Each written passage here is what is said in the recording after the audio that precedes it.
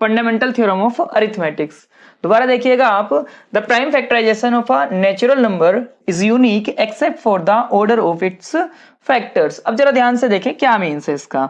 Hello dear learners, welcome to examine SKS. आज हम chapter 1 करने वाले हैं रियल नंबर। चैप्टर 1 में सबसे पहले बात करते हैं थ्योरम 1.1 की।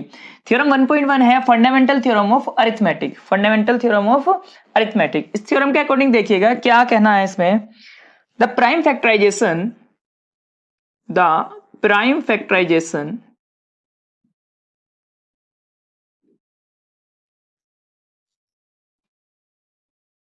the prime factorization of a natural number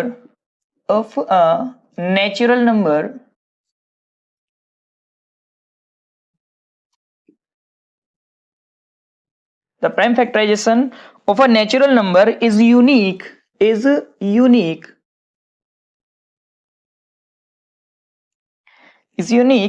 except for the order of its factor, except for the order of its factor, for the order of its factors। Okay, ये statement है fundamental theorem of arithmetics. दोबारा देखिएगा आप, the prime factorization of a natural number is unique except for the order of its factors. अब जरा ध्यान से देखें क्या मीन्स है इसका। अगर हम किसी भी नंबर के प्राइम फैक्टराइजेशन करें तो जरूरी नहीं है कि वो क्या हो, किसी ऑर्डर में ही लिखने हो। जैसे आप देखिएगा, हमने लिया, मान लेते हैं 36। ओके 36। अब यहां पर हम इसके फैक्टर्स कर सकते हैं 2 1 जा 2, 2 8 जा 16, 2 9 जा 18, 3 3 जा 9, 3 1 जा 3।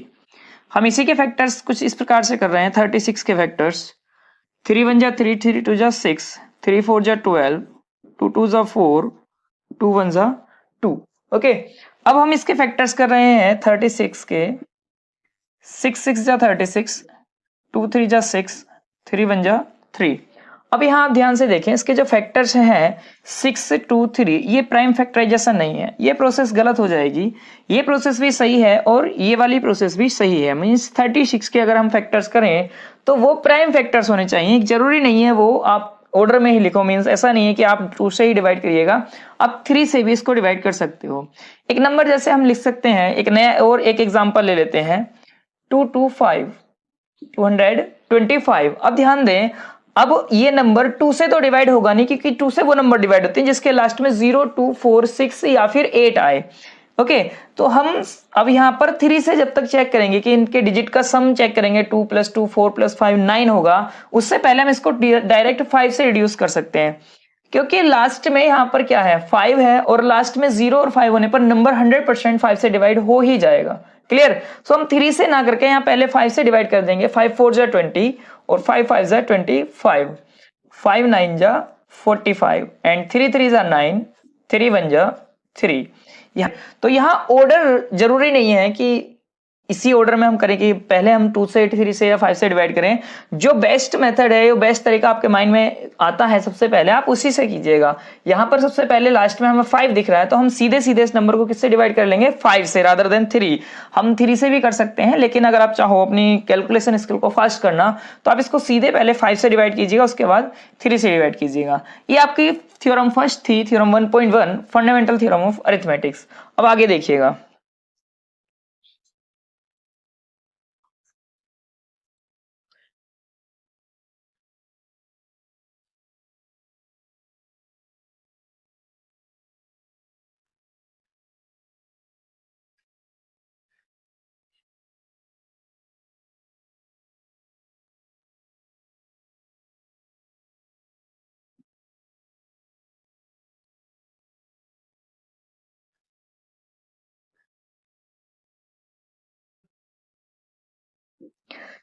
अब करने वाले हैं हम एग्जाम्पल 1।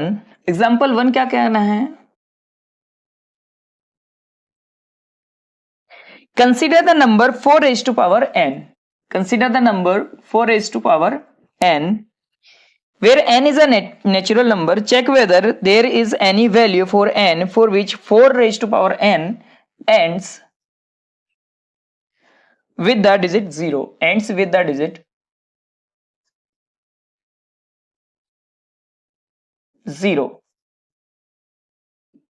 क्वेश्चन का क्या कहना है कि अगर 4 रेज टू पावर n में n की वैल्यू अगर हम कुछ भी रख दें तो वो वैल्यू बताइएगा जहां पर क्या ये कभी जीरो में एंड होगा। मींस अगर हम 4 रेज टू पावर 2 रखें तो 4 4 जा 16, यहां पर ये किसमें 6 में एंड हो रहा है। Clear.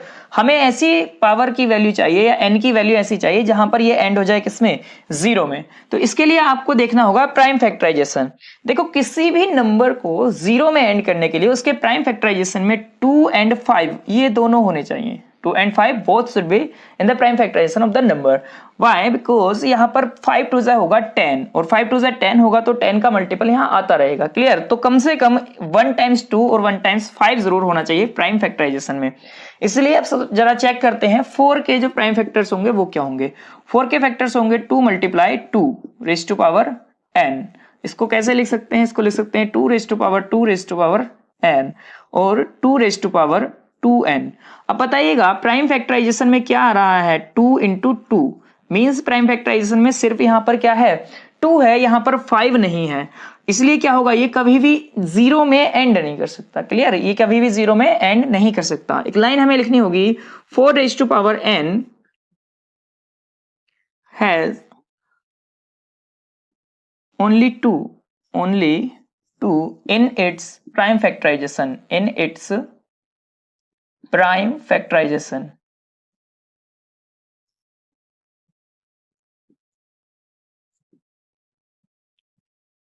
only it's in prime factorization, but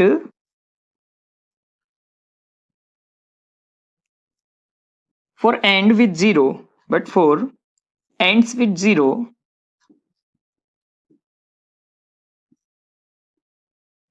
ends with 0 prime factorization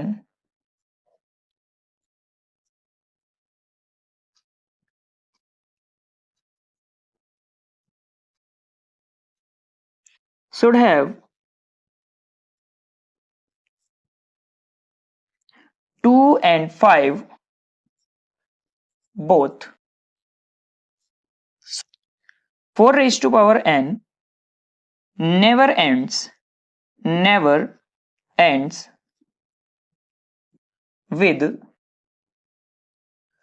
the digit 0, with the digit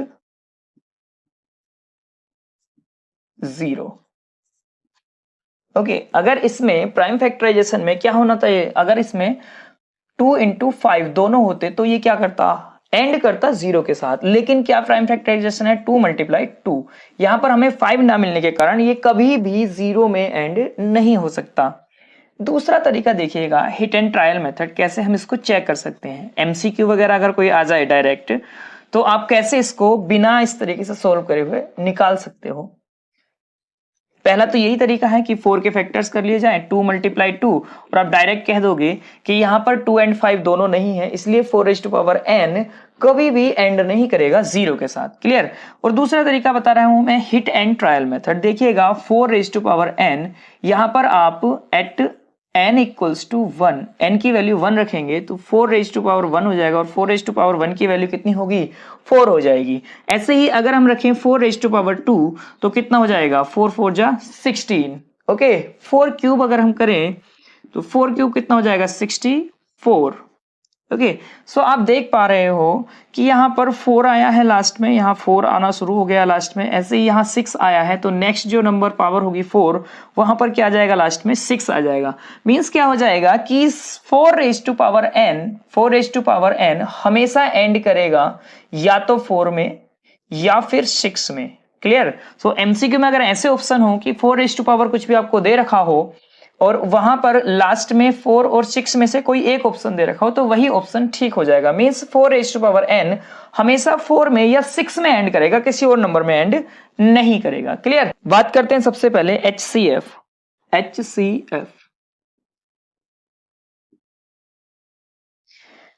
HCF is the product of the smallest power। HCF is the product of the smallest power, product of smallest power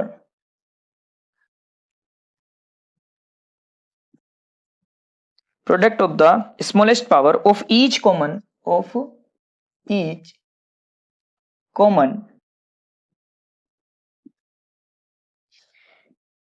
prime factor in the numbers, each common prime factor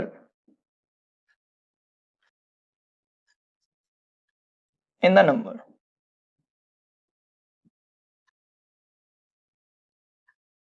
numbers में जो भी common होगा, जो भी common prime factor होगा, उसमें क्या करना होगा, हमें स्मॉलेस्ट पावर लेनी होगी।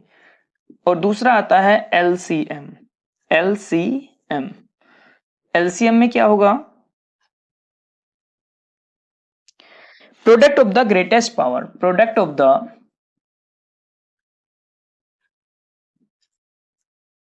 Greatest power of each prime factor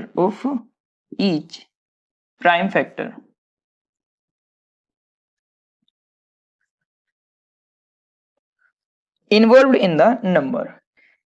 example number 2 करते हैं हम। Example 2 is find the LCM and HCF of 6 and 20। find LCM and HCF of 6 and 20 by its prime factorization method, by the prime factorization method। तो हमें यहां पर LCM और HCF चाहिए किसका, 6 और 20 का प्राइम फैक्टराइजेशन मेथड से। देखिएगा हम सबसे पहले प्राइम फैक्टर्स लिखेंगे। 6 के प्राइम फैक्टर्स क्या आएंगे, आप फैक्टर्स निकालेगा 2 3 जा 6, 3 1 जा 3, तो 2 × 3 ये प्राइम फैक्टराइजेशन हो गया।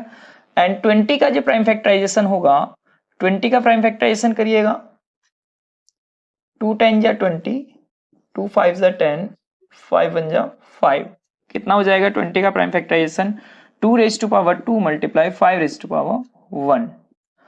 अब क्या करेंगे हम, सबसे पहले चलो HCF निकाल लेते हैं इन दोनों नंबर्स का। सो HCF क्या हो जाएगा इन दोनों का, यहां देखिएगा जो कॉमन पावर होती है उसकी लोवेस्ट कॉमन पावर लेते हैं हम HCF में। तो HCF में लोवेस्ट कॉमन पावर क्या है, यहां पर 2 raised to power 1 है, मींस जो पावर होगी लोवेस्ट वो होगी 2 raised to power 1, इसलिए यहां पर HCF कितना हो जाएगा, 2 हो जाएगा। दूसरी बात करते हैं LCM की। तो LCM कैसे निकालेंगे हम, LCM निकालने के लिए हमें क्या करना होगा, हाईएस्ट कॉमन फैक्टर्स निकालने होंगे, ठीक है। LCM निकालने के लिए हम क्या करेंगे, जो कॉमन पावर है उसमें हाईएस्ट पावर लेंगे, जो भी कॉमन फैक्टर है, और बाकी सारे फैक्टर्स ऐसे ही लिखे जाएंगे मल्टीप्लाई करके। अब जरा देखिएगा दोनों में 6 और 20 दोनों में 2 यहां पर एक कॉमन फैक्टर है, लेकिन यहां पर हाईएस्ट जो पावर है वो है 2 raised to power 2। तो हाईएस्ट पावर वाला फैक्टर लीजिएगा, मल्टीप्लाई कीजिएगा 3 से और मल्टीप्लाई कीजिएगा 5 से, क्योंकि इनमें कोई भी कॉमन नहीं है, कंप्लीट सारे लिखे जाएंगे। 2 2 जा 4, 4 3 जा 12, 5 जा 60। सो LCM कितना आ जाएगा इनका, 60 LCM आ जाएगा।